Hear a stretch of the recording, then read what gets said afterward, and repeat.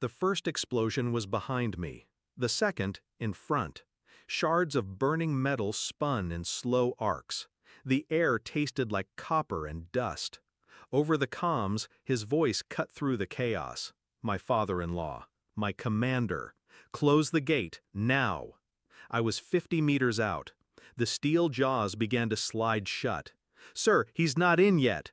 Let him soak up the bullets. Saves my daughter the divorce bills.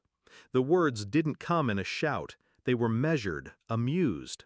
Shrapnel tore into my side, hot and deep. I stumbled, my weapon slipping from my grasp. My team broke from cover to reach me, until tracer rounds from the wall cut the ground at their feet, fired from inside. They froze. He'd just ordered them to stand down. I crawled to a broken barrier, dragging a leg that no longer obeyed me. Blood spread in a warm halo beneath my palm. I stared at the gate as it clanged shut, and I thought, so this is how he does it. I lay in the dirt for hours, every heartbeat pressing glass deeper into my skin. The radio crackled with orders, irrelevant now. When the shooting died, night settled like damp cloth over the field. My son's voice came through, small and unsteady. Dad, I'm inside the base. I know what he did. I'm not leaving alone. That was when I understood. This wasn't just a battlefield betrayal. It was personal. I had seen the signs before, but I had buried them. The way he inserted himself into our arguments. The subtle way he made her doubt me. A hand on her shoulder that lingered too long. Words whispered in hallways that fell silent when I walked in. I had dismissed them as paranoia. Now I remembered the sudden trips he took with her under the guise of family matters, the calls she took in the kitchen with her back to me, the change in her smile when she said his name. And tonight, under gunfire, he had removed any doubt. He wanted me gone, permanently. Not for the war, not for the unit, for her. I kept my voice calm when I spoke to my son. Stay put. Don't speak of this to anyone. I'll handle it. Back at the aid station, they patched my side. I smiled when asked what happened. I said nothing of gates or orders. The investigation began in silence. I started with the base logs, times he was alone with her.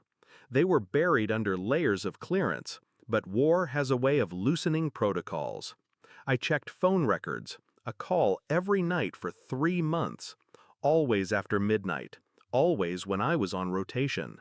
I noted her tone when she spoke to him in the mess hall, formal for everyone else, but not for him.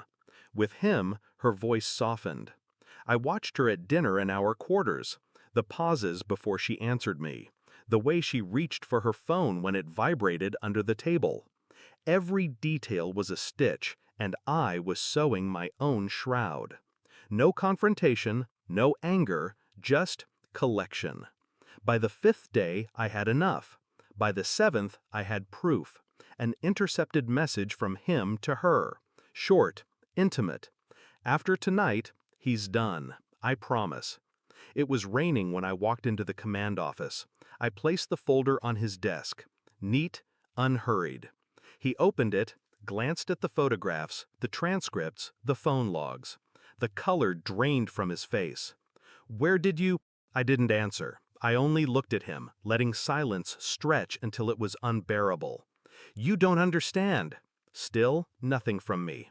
No rage, no demand, only the quiet fact of his exposure. His hands trembled as he closed the folder. He tried to push it back toward me. I didn't touch it. What do you want? Finally, I spoke. You'll know soon enough. That night, I sent a single encrypted file to the High Command's internal review board. Chain of command violations, abuse of authority, endangerment of personnel, evidence of fraternization with a subordinate's spouse, and then I waited. When they arrived at dawn, he was still in uniform, still pretending the world was intact. They walked him out in front of the unit. Rainwater dripped from his cap brim. He didn't look at me.